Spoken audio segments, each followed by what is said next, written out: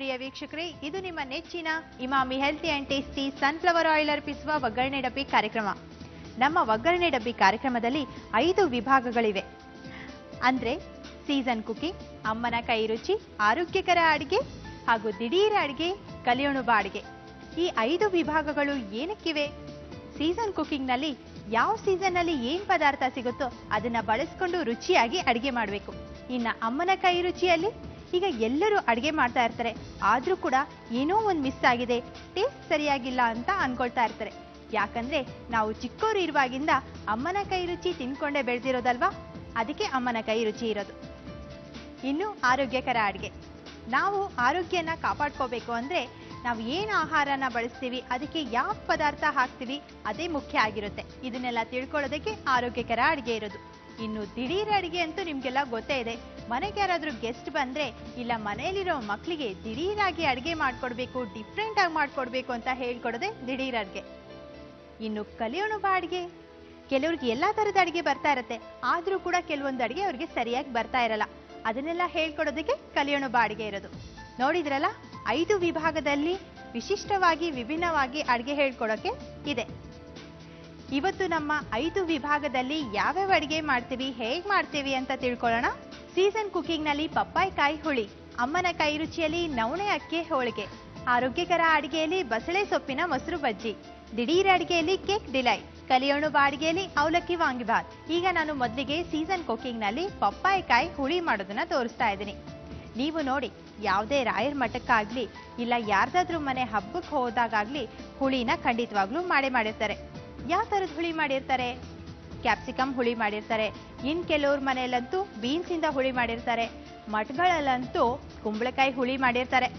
ಆದ್ರೆ ಯಾವತ್ತಾದ್ರೂ ಪಪ್ಪಾಯಿ ಕಾಯಿನ ಬಳಸ್ಬಿಟ್ಟು ಹುಳಿ ಮಾಡಿರ್ತೀರಾ? ಖಂಡಿತವಾಗ್ಲೂ ಇಲ್ಲ ತಾನೆ. ಅದಕ್ಕೆ ನಾನಿವತ್ತು ಸೀಸನ್ ಕುಕಿಂಗ್ ನಲ್ಲಿ ಪಪ್ಪಾಯಿ ಕಾಯಿ ಹುಳಿ ಮಾಡ್ತಾ ಇದ್ದೀನಿ. ಯಾಕಂದ್ರೆ ಈ ಸೀಸನ್ ಅಲ್ಲಿ ಹೆಚ್ಚಾಗಿ ಪಪ್ಪಾಯಿ ಕಾಯಿ ಸಿಗುತ್ತೆ. ಬನ್ನಿ ಹಾಗಾದ್ರೆ ಪಪ್ಪಾಯಿ ಕಾಯಿ ಹುಳಿ ಮಾಡೋಣ. ಇದಕ್ಕೆ ಬೇಕಾಗುವಂತ ಪದಾರ್ಥಗಳು: ಪರಂಗಿಕಾಯಿ, ತೊಗರಿಬೇಳೆ, ಈರುಳ್ಳಿ, ಮೆಣಸಿನಕಾಯಿ, ತೆಂಗಿನ ತುರಿ, ಕೊತ್ತಂಬರಿ, ಸಾಸಿವೆ, ಬೆಳ್ಳುಳ್ಳಿ, ಹುಣಸೆ ಹಣ್ಣು, ಎಣ್ಣೆ, ಅರಿಶಿನ, ಜೀರಿಗೆ, ಉಪ್ಪು. ನಾನಿವತ್ತು ನಿಮ್ಗೆ ಪರಂಗಿಕಾಯಿ ಮಾಡೋದನ್ನ ತೋರಿಸ್ತಾ ಇದ್ದೀನಿ. ನಾವೆಲ್ಲ ಸಾಮಾನ್ಯವಾಗಿ ಪರಂಗಿ ಹಣ್ಣನ್ನ ತಿಂದಿರ್ತೀವಿ, ಅದರಿಂದ ಕೆಲವೊಂದು ಅಡಿಗೆ ಕೂಡ ಮಾಡಿರ್ತೀವಿ. ಆದ್ರೆ ಯಾವತ್ತಾದ್ರೂ ನೀವು ಪರಂಗಿ ಕಾಯಿಂದ ಅಡಿಗೆ ಮಾಡಿದ್ದೀರಾ? ಅದೇ ತುಂಬಾ ಮುಖ್ಯ. ನಾವೀಗ ಕುಂಬಳಕಾಯಿ ಹುಳಿ ಮಾಡೋದನ್ನ ನೋಡಿರ್ತೀವಿ, ಆದ್ರೆ ಪರಂಗಿಕಾಯಿಂದ ಹುಳಿ ಇಲ್ಲ ತಾನೆ. ಅದಕ್ಕೆ ನಾನಿವತ್ತು ಹೇಳ್ಕೊಡಕ್ ಬಂದಿರೋದು. ಮೊದ್ಲಿಗೆ ಏನ್ ಮಾಡ್ಬೇಕು? ಗ್ಯಾಸ್ ಆನ್ ಮಾಡ್ಬೇಕು. ಪ್ಯಾನ್ ಕಾಯೋಷ್ಟರಲ್ಲಿ ಮಿಕ್ಸಿ ಜಾರ್ಗೆ ಹಸಿ ತೆಂಗಿನ ತುರಿ,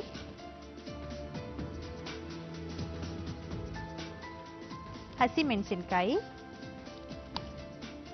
ಹಾಗೆ ಒಣ ಮೆಣಸಿನಕಾಯಿ ಕೂಡ ಹಾಕಬೇಕು. ಬ್ಯಾಡಗಿ ಮೆಣಸಿನಕಾಯಿ ಹಾಕ್ತಾ ಇರೋದು. ಹಾಗೆಯೇ ಒಂದು ಸ್ವಲ್ಪ ಹುಣಸೆ ಹಣ್ಣನ್ನು ಕೂಡ ಹಾಕಿ.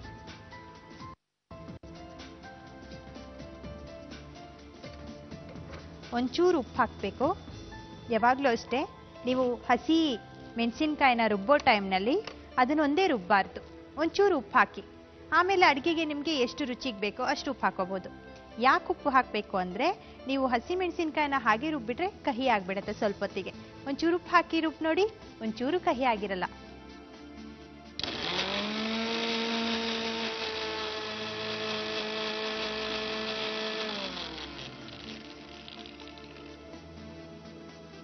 ನೋಡಿ, ಈ ಥರ ರುಬ್ಕೊಂಡ್ಮೇಲೆ ಪ್ಯಾನ್ಗೆ ಎಣ್ಣೆ ಹಾಕಬೇಕು ಒಗ್ಗರಣೆ ಹಾಕೋಕೆ.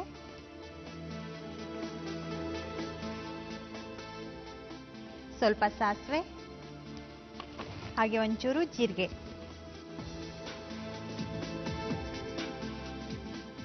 ಸ್ವಲ್ಪ ಜಜ್ಜಿರುವಂತ ಬೆಳ್ಳುಳ್ಳಿ ಹಾಕಿದ್ದೀನಿ.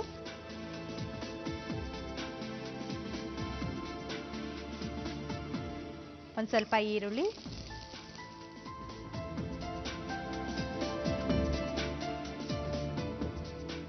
ಕೆಲವರೆಲ್ಲ ಹುಳಿಗೆ ಬೆಳ್ಳುಳ್ಳಿ ಉಪಯೋಗಿಸಲ್ಲ, ಅಂಥವ್ರು ಹಾಕ್ತಾ ಇದ್ರು ನಡೆಯುತ್ತೆ.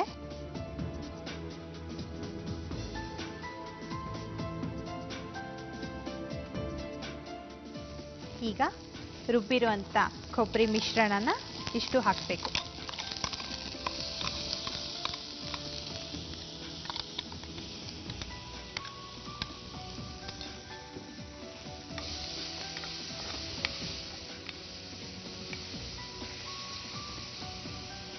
ಕೊಬ್ಬರಿಯಲ್ಲಿ ಇರುವಂಥ ಹಸಿ ವಾಸನೆ ಎಲ್ಲ ಹೋದ್ಮೇಲೆ ಬೇಯಿಸಿರುವಂಥ ಪರಂಗಿ ಕಾಯಿನ ಹಾಕಬೇಕು.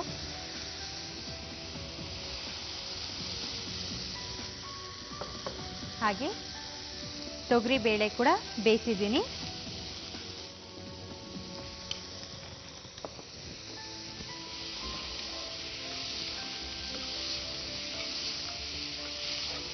ಸ್ವಲ್ಪ ಫ್ರೈ ಮಾಡಬೇಕು. ಈಗ ಇದಕ್ಕೆ ಒಂಚೂರು ನೀರನ್ನು ಹಾಕಬೇಕು.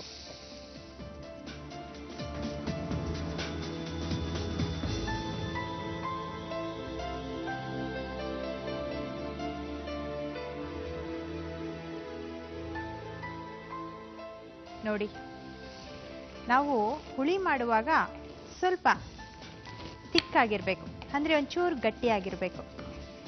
ಈಗ ತೊಗರಿಬೇಳೆ ಅಂತೂ ಗಗನಕ್ಕೆ ಏರ್ಬಿಟ್ಟಿದೆ ರೇಟು. ಆಗ ಏನು ಮಾಡಬೇಕು ಅಂದರೆ ತೊಗರಿಬೇಳೆ ಜೊತೆಗೆ ಒಂಚೂರು ಹೆಸರುಬೇಳೆ ಕೂಡ ಬೆರೆಸಿ ನೋಡಿ. ಆಗ ಗಟ್ಟಿ ಆಗುತ್ತೆ, ಹಾಗೆ ಟೇಸ್ಟು ಚೆನ್ನಾಗಿರುತ್ತೆ, ದೇಹಕ್ಕೂ ಕೂಡ ತಂಪಾಗಿರುತ್ತೆ. ಯಾಕಂದರೆ ಹೆಸರುಬೇಳೆನ ನಾವು ತುಂಬ ಹೀಟ್ ಆದಾಗ ಅದನ್ನು ಪಾಯಸ ಮಾಡಿಕೊಂಡು ಕುಡಿತೇವಲ್ವಾ, ಸೊ ಹುಳಿಗೂ ಕೂಡ ನೀವು ಹೆಸರುಬೇಳೆನ ಉಪಯೋಗಿಸ್ಕೋಬೋದು.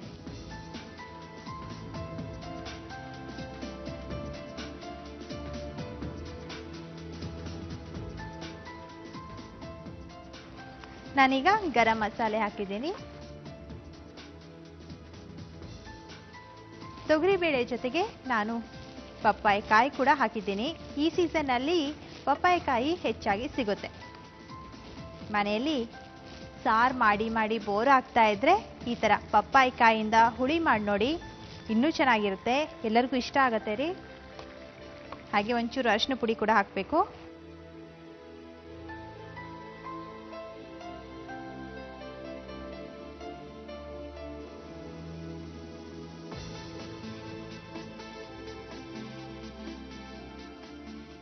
ಈಗ ರುಚಿಗೆ ತಕ್ಕಷ್ಟು ಉಪ್ಪು.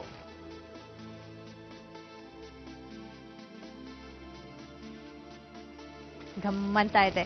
ಇದರ ಜೊತೆಗೆ ಬಿಸಿ ಬಿಸಿ ಅನ್ನ, ಒಂಚೂರು ತುಪ್ಪ ಇದ್ಬಿಟ್ರಂತೂ ಮಧ್ಯಾಹ್ನದ ಊಟ ಬೊಂಬಾಟಾಗಿರುತ್ತೆ. ಮನೇಲಿರೋರ್ಗೆ ಹಾಗೆ ಮನೆಗೆ ಯಾರಾದ್ರೂ ಗೆಸ್ಟ್ ಬಂದಿದ್ರೆ ಅವ್ರಿಗೆ ಸಿಂಪಲ್ ಆಗಿ ಪಪ್ಪಾಯಕಾಯಿ ಹುಳಿ, ಅದ್ರ ಜೊತೆ ಅನ್ನ, ಒಂಚೂರು ತುಪ್ಪ ಇದ್ಬಿಟ್ರೆ ಅವ್ರ ಊಟ ಬೊಂಬಾಟಾಗಿ ಮುಗಿಸ್ಬಿಡ್ತಾರೆ. ಯಾಕಂದ್ರೆ ರುಚಿಯಾಗಿರುತ್ತಲ್ವಾ, ಅದಕ್ಕೆ. ಈಗ ಒಂದು ಬೌಲ್ಗೆ ಸರ್ವ್ ಮಾಡೋಣ.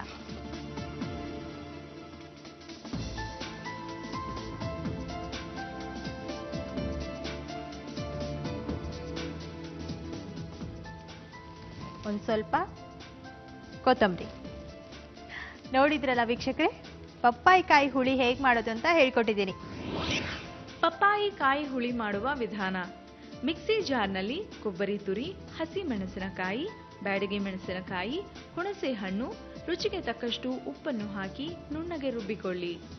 ಪ್ಯಾನ್ನಲ್ಲಿ ಸ್ವಲ್ಪ ಎಣ್ಣೆ, ಸಾಸಿವೆ, ಜೀರಿಗೆ, ಬೆಳ್ಳುಳ್ಳಿ, ಈರುಳ್ಳಿ, ರುಬ್ಬಿದ ಮಿಶ್ರಣ, 1 ಕಪ್ ಬೇಯಿಸಿದ ಪರಂಗಿಕಾಯಿ, 1 ಕಪ್ ಬೇಯಿಸಿಕೊಂಡ ತೊಗರಿಬೇಳೆ, ಸ್ವಲ್ಪ ನೀರು, 1 ಸ್ಪೂನ್ ಗರಂ ಮಸಾಲ, ಅರ್ಧ ಸ್ಪೂನ್ ಅರಿಶಿನ, ರುಚಿಗೆ ತಕ್ಕಷ್ಟು ಉಪ್ಪು, ಕೊನೆಯಲ್ಲಿ ಕೊತ್ತಂಬರಿಯನ್ನು ಹಾಕಿ ಈಗ ಬಿಸಿ ಬಿಸಿಯಾದ ರುಚಿಯಾದ ಪಪ್ಪಾಯಿ ಕಾಯಿ ಹುಳಿ ರೆಡಿಯಾಗಿದೆ.